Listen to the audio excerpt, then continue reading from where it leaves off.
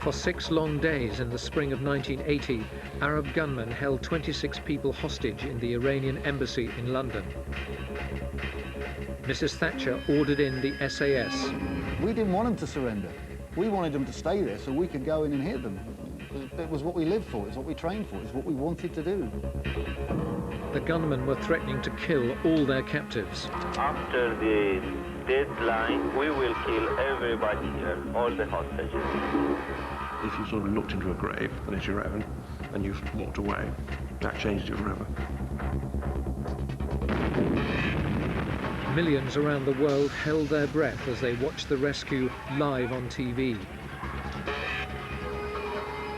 This is the inside story of the siege, told openly for the first time by the SAS soldiers who stormed the embassy and ended Britain's most legendary terrorist attack. I had an MP5 submachine gun and I fired several rounds in a small burst into him. I believe he would have been dead before he hit the floor. Up to the door, right, ready, go. Torches come across, and it just... It's bang, bang. Couple of rounds, job done.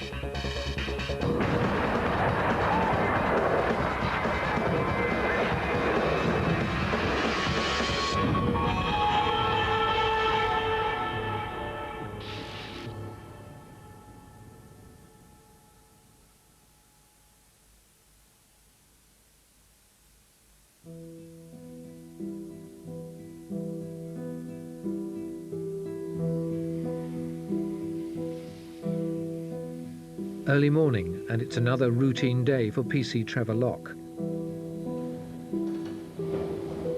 He's off to work, diplomatic protection duty at the Iranian embassy on the edge of Hyde Park.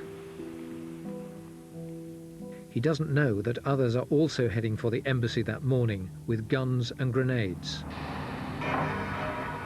At 11:30, PC Locke is having a coffee with the concierge inside the front door when his world is turned upside down. The gunmen attack. He pulled out a machine pistol and pointed it at me. I looked up and there were 3 more guys similarly dressed to him, and the guy in the middle just let off a blat of gunfire. I remember the gun going off very close. I fell back, I thought I'd been shot. In minutes, I literally mean within minutes, they'd secured the building.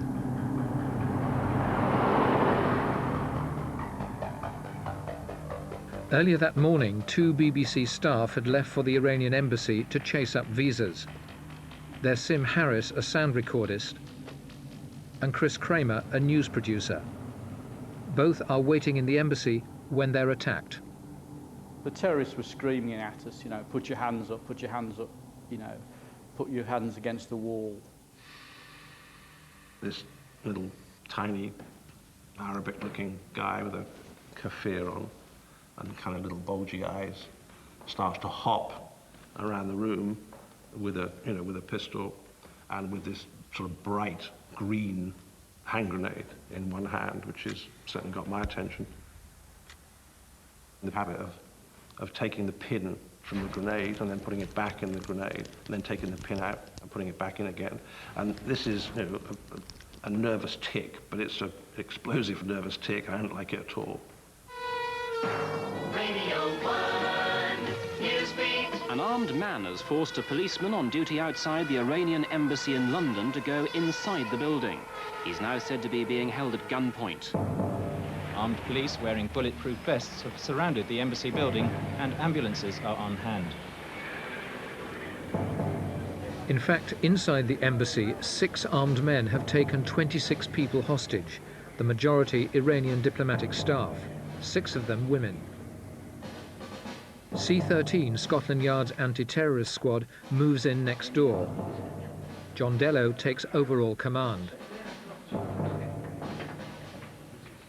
What we were concerned about was finding out how serious their intent, isolating them, making sure that we talked to them nicely and hoped that they were going to come out and let us have the hostages and things would calm down. But all the indications in this one, of course, was it was rather more serious than that. 135 miles away, in Hereford, the SAS, the Army's military elite, are getting ready for a routine anti-terrorist exercise. 3 members of its top-secret counter-terrorist team are Tom, a sniper, SAS veteran Mac, who's an assault specialist, and Trooper Robin Horsfall, a karate expert. One of my friends, Bob, came across to me, one of the sniper team, and he said, hey, there's an operation going on in London. Apparently, the Iranian embassy's just been hijacked by some terrorists. I was going to camp early, get a cup of tea and have a chat, as normal. I bumped into one of the lads and they said, the exercise is off, and I thought, oh, great, because, I mean, to do the exercise meant working the weekend. And, you know, nobody likes to work a weekend, they like a few days off, and I thought, oh, great.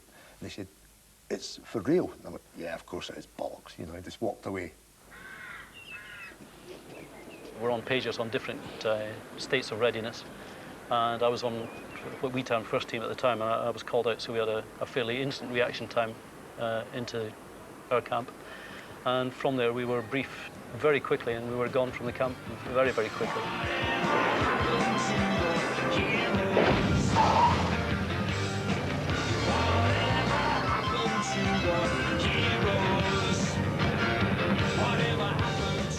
We were accurately described as a bunch of Mexican bandits because we used to grow our hair long for deployment in Northern Ireland, as the fashion then was to have fairly long hair. And most of us had moustaches. None of us had beards because you can't actually wear a gas mask with a beard on effectively. So Mexican bandits is a pretty good example of what we looked like.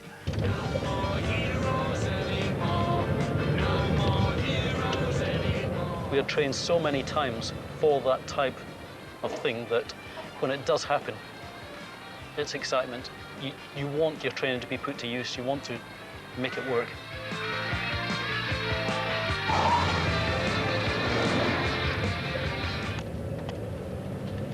Police action at this time is to establish negotiations with the hostage takers and to secure the release of the hostages without any further violence.